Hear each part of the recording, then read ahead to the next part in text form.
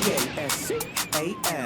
You are now rocking with that dude, Pascal. What's up? Okay, guys, we have got to talk about something that's breaking news. It just came out, and it's absolutely crazy. I'm still very, very surprised about it, but then not at the same time, because we've already heard other family members getting in trouble and getting thrown into the wake of the diddler, okay? So, again, I'm not surprised, but I am surprised, and this is some breaking news right now. We have Diddy's son, Justin Combs, being alleged with Diddy being involved in a group activity, a group R, okay? And now, again, this is some shocking stuff, but we got to talk about it nonetheless, all right? A woman is claiming that Diddy and his son, Justin Combs, brought her into town, held her against her will, and she was R'd by a group of men, including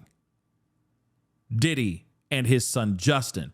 Now, here's the thing that's really interesting, and of course I got to take that down for a second because of the words and everything, and it's still a terrible allegation. But what's interesting is that I think this is the first time we've heard about Justin getting hit with some type of lawsuit. We've heard about his other son getting hit with a lawsuit, which I think still is pending to see the inside of a courtroom right now as we speak. But nonetheless, this is a very crazy situation. And again, I keep wondering if every person that is connected to Diddy family-wise is going to get hit with some sort of lawsuit. I worry for the other guys, but at the same time, if they really did these things, then let them pay the piper, right? Let them pay the price and face the music. But again, this is all depending on how this plays out in court, or if it even sees the inside of a courtroom, because sometimes these lawsuits can be full of lies, and then they get thrown out, right? So we'll see what happens here, but this is a very interesting allegation. And then, of course, I gotta be real. I have an instant pumping the brakes moment when you hear who the lawyer is as well. No shade on the person who's spearheading this lawsuit, but he's been involved in some other controversies throughout the course of these lawsuits involving other Diddy and other huge hip hop moguls as well. So again, when it comes to this, I kind of do a soft side eye with the situation, but nonetheless, let us take a look at this. And of course, I'm sure you're figuring out who the lawyer is before I even get to that part, okay? But nonetheless, it is a very interesting piece of information, okay? But again, this is bad information, and I just keep wondering, are all the kids going to get hit with something? Even the twins? Even his daughters that are twins? I mean, are they going to get hit with something too? I mean, this is just getting crazy, okay? And if this is any way, shape, or form true, man, I guess the apple doesn't fall too far from the tree, or whatever the hell the phrase is. You get what I'm saying. Let's get into this, okay? So Diddy's son, Justin Combs, and let's not forget, this is also Diddy who's being thrown in this lawsuit as well, okay? So apparently Justin Combs lured a woman to Los Angeles with promises of getting her a job in the entertainment industry. But when she arrived to LA, she was kept in a house for days and then ended up getting R'd by multiple men, including the diddler, at least according to a new lawsuit. So in this lawsuit, obtained by TMZ, the woman claims Justin initially contacted her through Snapchat in 2017, and they messaged back and forth, with the woman eventually sending Justin risque photos at his own request. Now, what's interesting about this, I don't know how Snapchat works, okay? Because I feel like it's not like Instagram. Like, you have to follow these people, right? So I keep wondering, how did Justin find this Jane Doe for, let's just use that for right now. How did he run across her? How did he find her? That's something I'm kind of curious about, because Snapchat, I feel, is very exclusive in a way, right? You have to know the person to follow them and all that stuff. So I'm kind of curious as to how that all transpired. But again, I haven't touched Snapchat in years, okay? So nonetheless, very interesting information. She sends risque photos to him at his request. He likes them, okay? So he offers to fly her to LA for a weekend. And of course, I know she's probably like, hell yeah. This is Diddy's son. He's right next to stardom. Hell yeah, let me do this. So the woman said she was interested in working in the entertainment industry and told Justin as much in their conversations. So they had quite a rapport for a little while. And she claims Justin told her a trip to LA would help her potential career, telling her if she came, he would get her a job using his and his famous father's connections, Diddy's connections, right?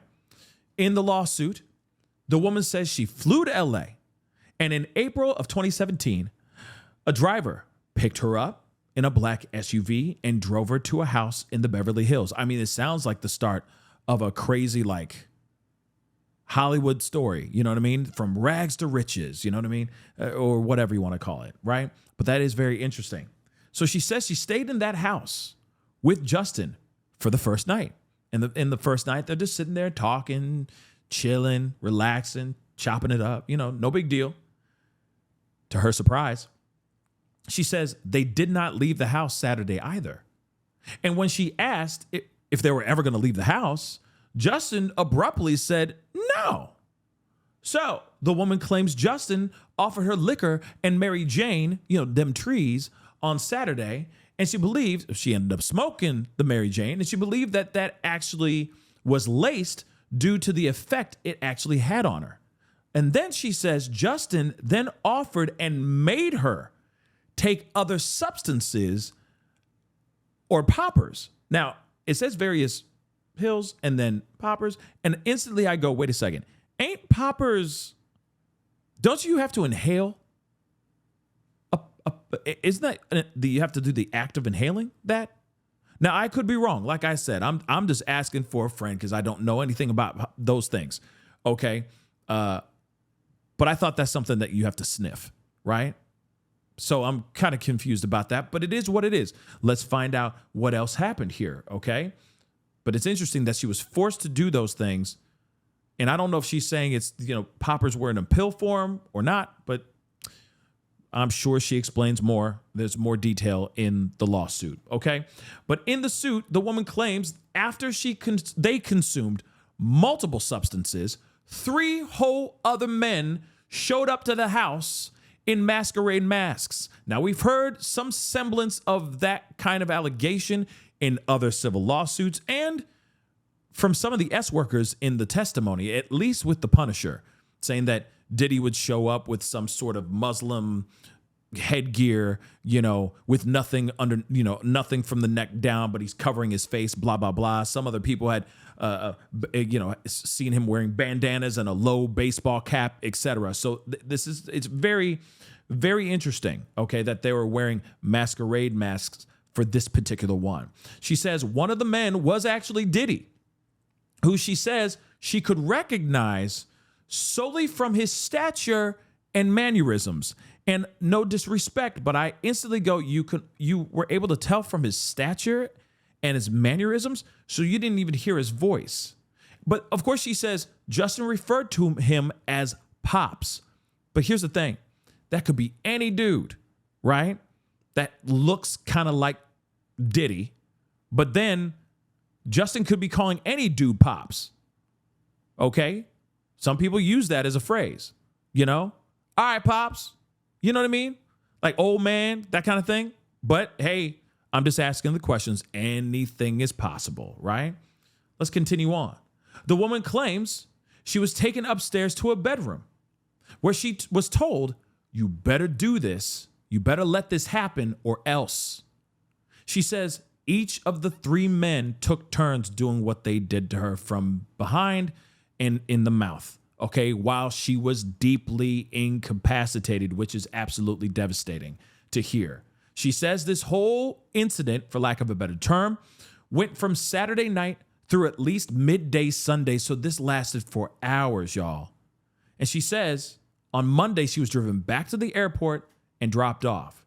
She says during that actual weekend of the crimes, and then even afterwards, Justin was holding over her head the possibility of a job in TV, as well as photos, those photos that she took, those risque photos that she took that she sent to him through Snapchat.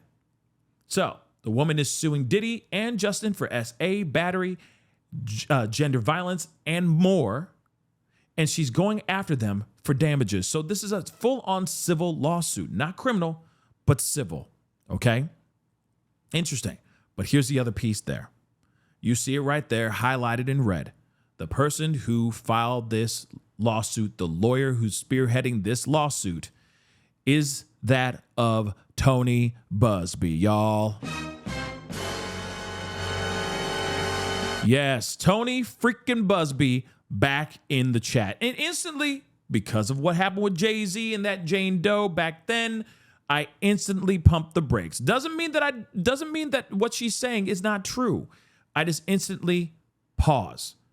I would like to see if there's any more information out here that could prove positive that what happened to this young woman is indeed what happened to this young woman. But Diddy's team did respond, which of course I'm not surprised about. This is the very rubber-stamped response that they've been using for a long time. But they said no matter how many lawsuits are filed, it won't change the fact that Diddy has never SA'd or ST'd anyone, man or woman, adult or minor. We live in a world where anyone can file a lawsuit for any reason. They are true. They have a point with that. Fortunately, a fair and impartial judicial process exists to find the truth. And Mr. Combs is confident he will prevail in court. Now, here's the thing. One thing he should be really worried about right now is what's going on in the courtroom right now, because he is being accused of STing people right now. S workers, Jane Doe, Cassie, and the lot.